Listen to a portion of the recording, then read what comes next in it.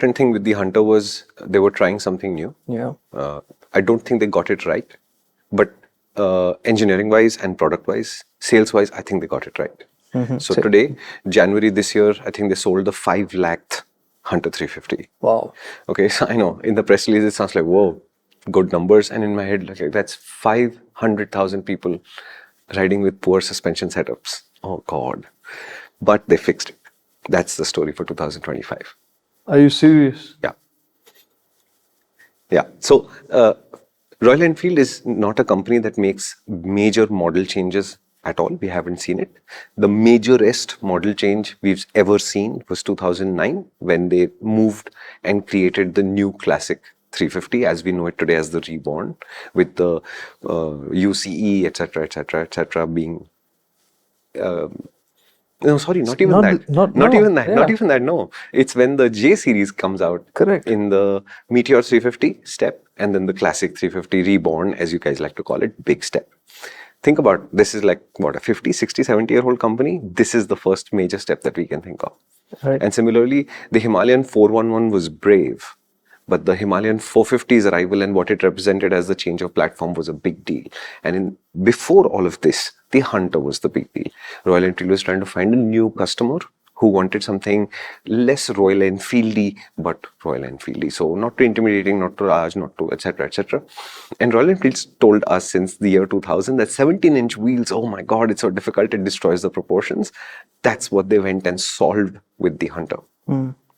What I enjoyed about the Hunter, and I still do, one of our first videos on MotorInc, if you want to see it, is about the Hunter and the Ronin, 2 videos, and we've said don't buy these bikes. This is where we began this story. We said the Hunter has a lot of potential. It's unrealized for a company like this. This is not acceptable. Don't buy the Hunter. So they sold a lot of these, and just to put a fine point on that, the classic 350 has been the largest selling Royal Enfield in India for the longest time, and that is the important market because even despite all their export push and everything, 84% of their sales happen here. Yeah. Around it, let's call it 85% of the sales happen here, out of which a quarter are Hunters. Above that is only the classic 350 consistently. Okay, none of the other bikes do this well. So when I see how upset I am about the shotgun suspension, the Super Meteor suspension, etc., then I look at how many they sell, and then I feel a little bit better, saying, "Oh, okay, last month only 1,700 people showed up to suffer a little bit extra. It's fine." Right? On that front, the Hunter was, to me, a pretty serious mistake in the sense of the suspension wasn't right. So when I read that they were updating the Hunter, happy. They were updating the suspension on the Hunter, very excited. And now that I've ridden it, oh, deep sigh of relief, they fixed it. In my experience, the shocks cost between 3,000 and 6,000 rupees depending on what they've done. The previous generation classic 350 shocks have been used to solve these problems. They used to be about 3. The J series suspensions used to be about 6.5. I don't know what the Hunters are going to be at. If you have a Hunter and you have an issue with the suspension, solved. I'll give you the biggest clue, and it's not the progressive spring that you can see that the spring rate shifts through the travel. It's a Royal Enfield with preload in the middle of the adjustment. So there is an opportunity to take the preload down and up both, which almost none of the other Royal Enfields today offer you. So big change to the Hunter. Suspension updated. It's more comfortable now. There are minor fringe situations like extraordinarily larger bumps, etc., where it still doesn't work quite well. Totally okay with this.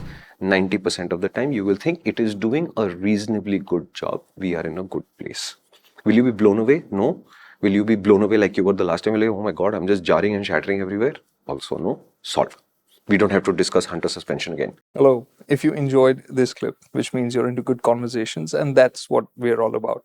It's really hard packing in the essence of an idea into a 60-second clip.